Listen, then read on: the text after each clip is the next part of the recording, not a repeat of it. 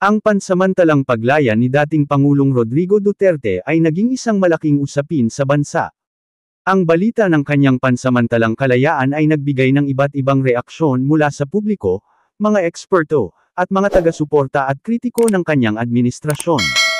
Ngunit, ano nga ba ang ibig sabihin ng hakbang na ito at ano ang mga epekto nito sa kasalukuyang kalagayan ng Pilipinas? Ayon sa mga ulat, ang pansamantalang paglaya ni Duterte ay isang hakbang na may kinalaman sa mga legal na proseso. Kung dati, ang dating Pangulo ay nahaharap sa mga kaso kaugnay ng mga isyu ng human rights, war on drugs, at iba pang mga kontrobersya, ang kanyang pansamantalang kalayaan ay nangyari kasunod ng mga legal na desisyon at proseso sa korte. Hindi ibig sabihin nito ay ang kanyang ganap na paglaya, kundi ito ay isang pansamantalang hakbang na maaaring may mga kondisyon. Ang kanyang sitwasyon ay patuloy na sinusubaybayan at may mga hakbang na kailangan pang isagawa upang mapagtibay ang kanyang posisyon sa ilalim ng batas. Ang reaksyon ng mga tao sa pansamantalang paglaya ni Duterte ay nahahati. Para sa mga taga-suporta ng dating Pangulo, ito ay isang pagkakataon upang ipakita ang kanilang tiwala at paniniwala sa kanya. Binanggit nila na ang mga kaso laban kay Duterte ay pawang mga alegasyon lamang at hindi sapat upang magpatuloy ang kanyang pagkakulong. Sa kabilang banda, ang mga kritiko ni Duterte ay nag-aalala na ang pansamantalang paglaya ay maaaring magbigay daan para sa mga hindi makatarungang hakbang at isang pagkakataon para sa kanyang mga pulisya at programa na muling umangat sa public discourse.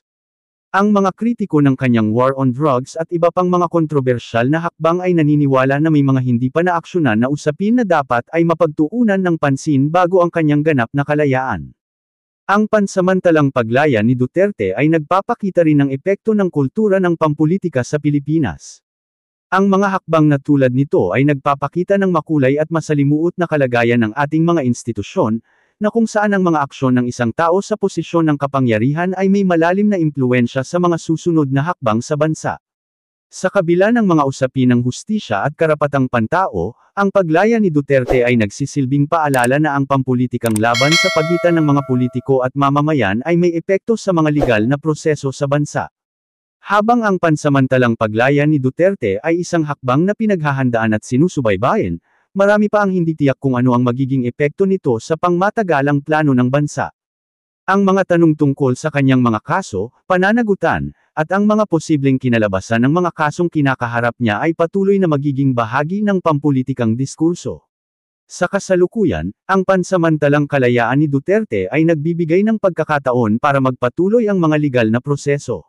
Gayunpaman, sa gitna ng kanyang paglaya, ang bansa ay patuloy na naghihintay ng mga kasunod na hakbang na magbibigay linaw sa mga isyung pampulitika at pangkatarungan sa Pilipinas. Ang pansamantalang paglaya ni Rodrigo Duterte ay isang simbolo ng dinamismo ng ating sistema ng hustisya, pati na rin ng mga masalimuot na isyung politikal sa bansa. Habang patuloy na sinusubaybayan ng bayan ang mga susunod na hakbang, mahalaga na ang bawat isa ay magpatuloy sa pagiging mapanuri at maalam sa mga nangyayari sa ating bansa. Ang usapin ng hustisya at kapangyarihan ay hindi natatapos sa isang hakbang, bagkus, isang serye ng mga desisyon at aksyon na nagtatakda ng ating landas bilang isang lipunan.